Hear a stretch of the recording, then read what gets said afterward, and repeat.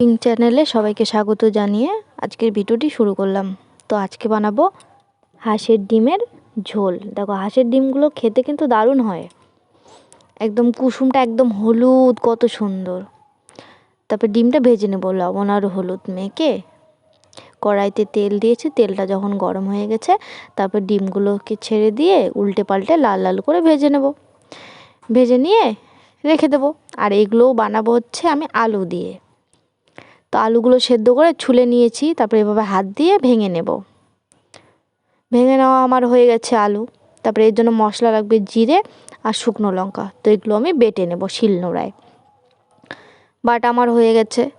এদিকে মশলা বাটতে বাটতে আমার ডিম ভাজিও হয়ে গেছে। দেখো ডিমগুলো ভাজা হয়ে গেছে। কড়াইতে আর একটু তেল দিয়ে একটা শুকনো লঙ্কা আর কিছু পেঁয়াজ দিয়ে নাড়িয়ে চাড়িয়ে তার মধ্যে দিয়ে দেবো আলু।